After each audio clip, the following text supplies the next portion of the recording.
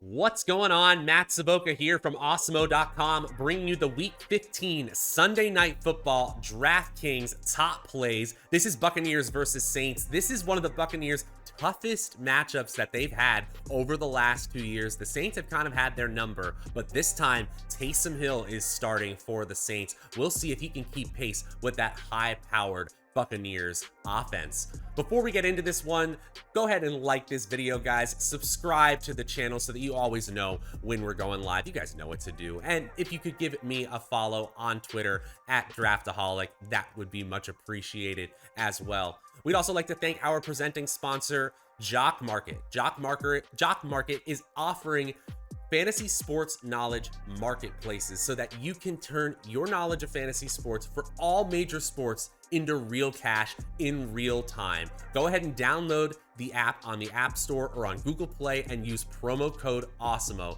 to get a $50 first match deposit, up to $50, I should say.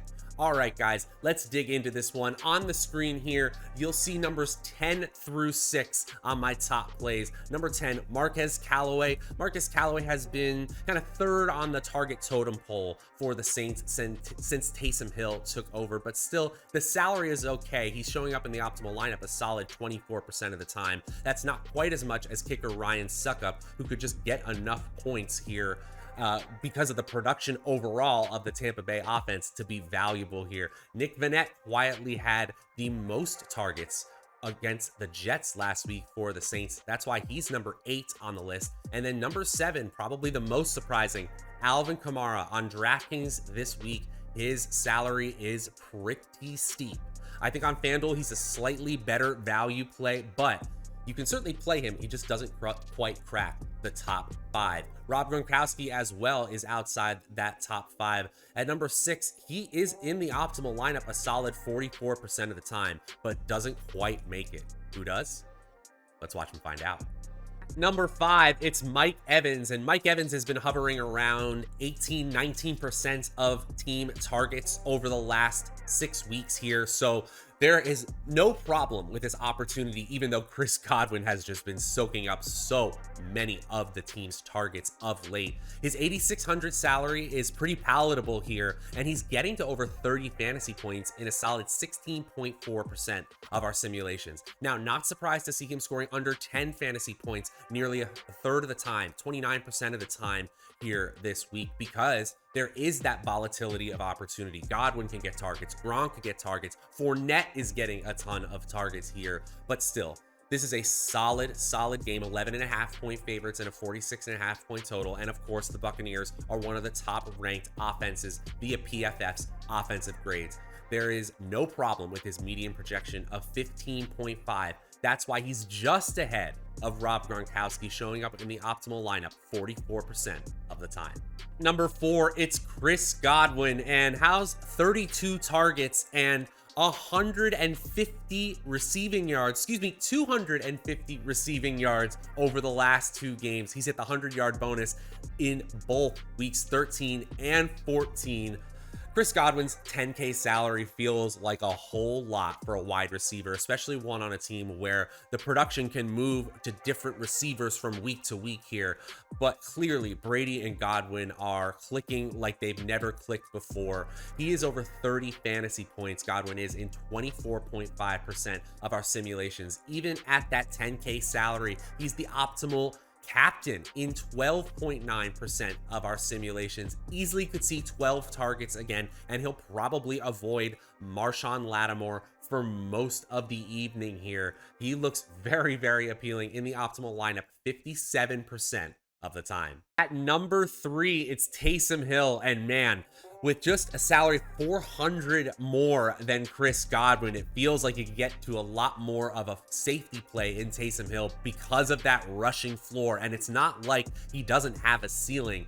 Likely needing to keep pace with that high-powered Tampa Bay offense, Taysom Hill will certainly run the ball, but he'll also be forced to pass. I'm not surprised to see him getting over 30 fantasy points, 18.6% of the time in our latest simulations. He's had over 20 fantasy points in both of his starts and over 25 fantasy points last week. I mean, we saw that 46-yard rush in the second half against the Jets. Those are the types of plays that Hill and only a few other quarterbacks in the NFL are able to add on top of his abilities as a passer, which, by the way, have not been so great so far. His 4.1 adjusted yards per attempt this season would be among the worst of all qualified quarterbacks this season. Still, from a fantasy perspective, couldn't be better because he's playing in a game that likely has a lot of scoring on both sides of the ball, and he has that rushing ceiling we need. So Taysom Hill with a solid but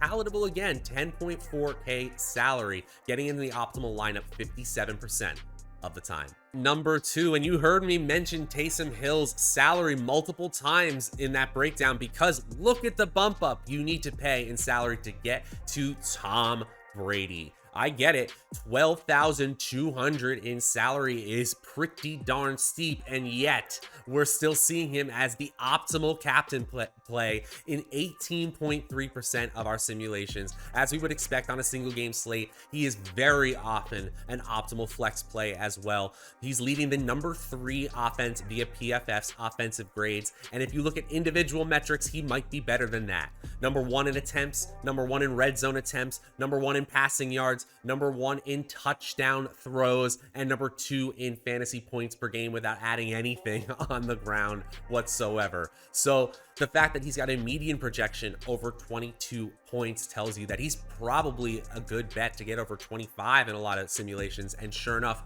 41% of the time he's doing just that, getting over 30 fantasy points in 40% of our simulations. 2/3 of the time, Tom Brady, the ageless wonder, is getting into the optimal lineup, even at that steep salary.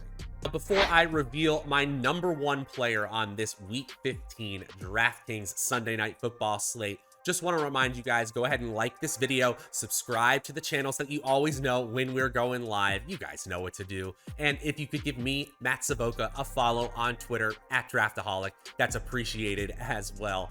We'd like to thank our presenting sponsor one more time, Jock Market. Jock Market is offering fantasy sports marketplaces, fantasy sports stock markets for all your favorite players. Get in there on the App Store or on Google Play. Use promo code Awesemo to get a first match deposit bonus up to $50. All right, guys, let's reveal the number 1 play on DraftKings this Sunday night. At number 1, it's Leonard Fournette. And how does 90 fantasy points over the last 3 games sound to you? Because that's what you're getting with Leonard Fournette. Leonard Fournette is now up to number 1 in the NFL at the running back position in targets and receptions. And in fantasy points per game, he is now fifth in fantasy points per game. He's having a fantastic season because he has entered the fray in that high-powered Tom Brady passing offense, able to take dump-offs and screens for a long way. He's proven that in the second half of the season.